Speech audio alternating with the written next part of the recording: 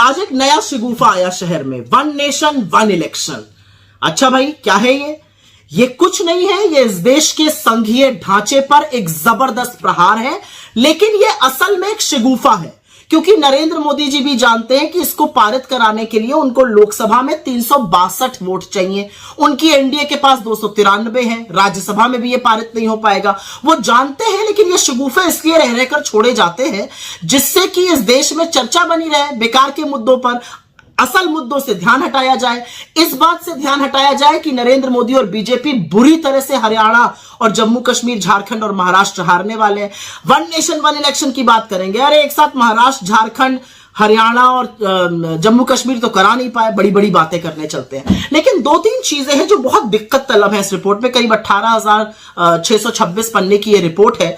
मुझे तो पहली आपत्ति खैर यही है कि इस रिपोर्ट के जो जनक हैं वो एक पूर्व राष्ट्रपति हैं, और ऐसा नहीं करना चाहिए था। पूर्व राष्ट्रपति को इस तरह का चुनावी काम, पॉलिटिकल काम ऐसी इसको नहीं हेड करना चाहिए था। मुझे तो यह भी आपत्ति है कि उस कमेटी में खड़गे जी को नहीं रखा गया, जबकि वो नेता प्रतिपक्ष है राज्यसभा में। गुलाम नबी आजाद को रखा गया जो राज्यसभा के मेंबर ही नहीं है। उसमें साल्वे जी हैं जो मोइन कुरैशी के साथ पार्टी करते हैं। खैर, उससे हट जाइए तो उस रिपोर्ट की ही चर्चा कर लेते हैं।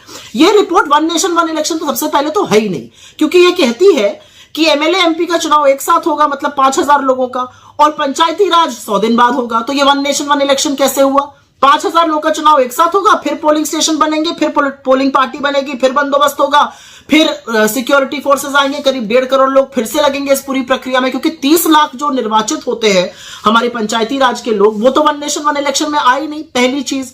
दूसरी चीज, ये कौन सी वुडू इकोनॉमिक्स ये शिगुफा छोड़ा जा रहा है? इससे खर्चा कम हो जाएगा। भैया कैसे खर्चा कम हो जाएगा? इसको कराने के लिए आपको 3 गुना वीवीपैट चाहिए, 3 गुना ईवीएम चाहिए, उनको बनाने के लिए आपको वक्त चाहिए, वो मैन्युफैक्चर होंगी अभी। लेकिन उसके अलावा सबसे बड़ी बात है उसमें जबरदस्त खर्चा होगा, ये खर्चा हम और आप वहन करेंगे। तीसरी बड़ी बात, ये पूरी तरह से राज्य सरकारों की अवमानना करता है। इस रिपोर्ट का कहना है कि राज्य सरकारों जिनका टर्म बचा रहेगा वो भंग कर दी जाएंगी, केंद्र उनको भंग कर देगा। क्यों भंग कर देगा भाई? और 17 राज्य सरकारें ऐसी होंगी जो उनका 2-3 साल बचा रहेगा 2029 तक, तो उनको क्यों भंग कर दिया जाएगा और वो क्यों ऐसा होने देंगी? और ये क्यों असंवैधानिक और अलोकतांत्रिक नहीं है? तो राज्य सरकारों को भंग कर देंगे ये। और इसमें एक बड़ी अजीब बात है, अगर कोई राज्य सरकार गिर जाती है तो वहां चुनाव होगा, लेकिन सिर्फ उस अवधि के लिए होगा जब तक लोकसभा चुनाव नहीं हो रहा है। मतलब चुनाव भी होगा, खर्चा भी वहन होगा, सारा बंदोबस्त भी होगा, लेकिन उसी अवधि के लिए। मैं तो एक सवाल पूछना चाहती हूं, मान लीजिए केंद्र सरकार गिर जाती है, जो बड़ी संभावना है मोदी जी की 2025 में गिरने की, तो क्या आप सारी राज्य सरकारों को भंग कर दीजिएगा? ये कौन सी इकोनॉमिक्स है, ये कौन सा लॉजिक है? ये सिर्फ मोदी जी ही बता सकते हैं। लेकिन एक बात यहां पर समझनी जरूरी है कि जो 2-4 बातें इसके बारे में कही जा रही है, इससे पॉलिसी मेकिंग नहीं हो पाती है, डिसीजंस नहीं बन पाते हैं।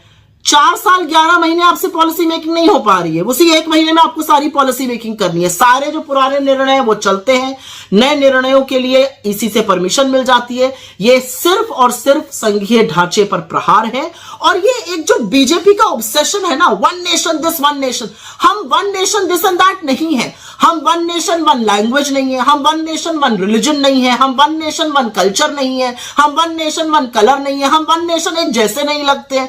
हमारी विविधता ही हमारी सबसे बड़ी पहचान है। Our diversity is our biggest strength. This whole attempt by the BJP to somehow paint us in one color, one this, one that, this is just an obsession. क्योंकि उनको भी पता है कि ये झुंझुना है, उनको भी पता है कि ये पारित नहीं होगा, उनको भी पता है ये संविधान के जो संघीय ढांचा है उस पर प्रहार है, और इसके लिए कोई तैयार नहीं होगा। खुद बीजेपी के लोग इसके लिए बगावत करेंगे। देखते जाइए आप आगे आगे।